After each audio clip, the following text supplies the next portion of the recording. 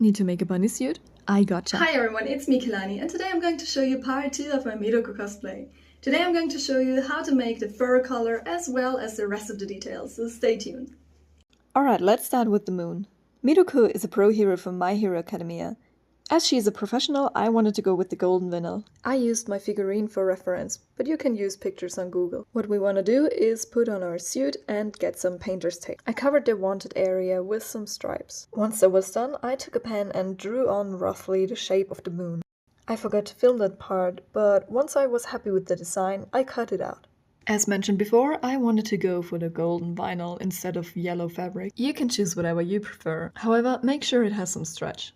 Then simply trace your pattern on the fabric, cut it out, and glue it directly onto the suit using fabric glue. And you're done with the moon. Simple, right?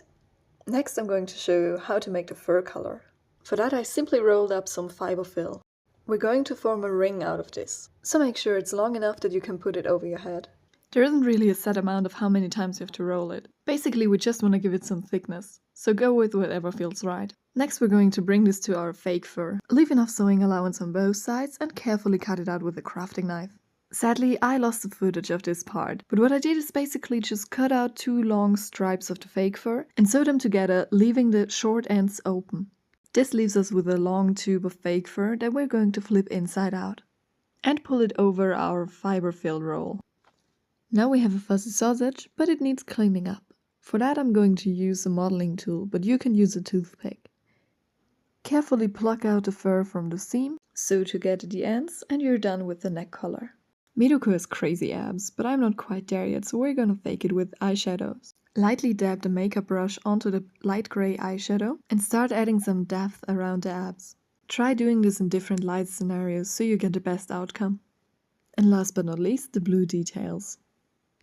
For accurate patterns, you're gonna need some masking tape and a pencil. Put some masking tape stripes onto your bodysuit, like we did earlier with the moon. Reaching some areas might be a little hard, so don't be afraid to ask someone to help you. Using some reference, I started to draw on the wreath shape. Since it's a symmetrical design, we're only going to use one side and flip it later on. I marked where I wanted the seams to go, in this case on my hip, where it will be covered by the belt, and on my crotch. Carefully remove the pattern once you're done with it and start cutting it out. And trace it onto your fabric. In this case, I chose some stretchy blue fake leather. Since I want the seams to be hidden, I'm going to flip the front design. Using a zigzag stitch, I'm going to sew together all 3 parts. Either glue or sew it onto your bodysuit and you're done.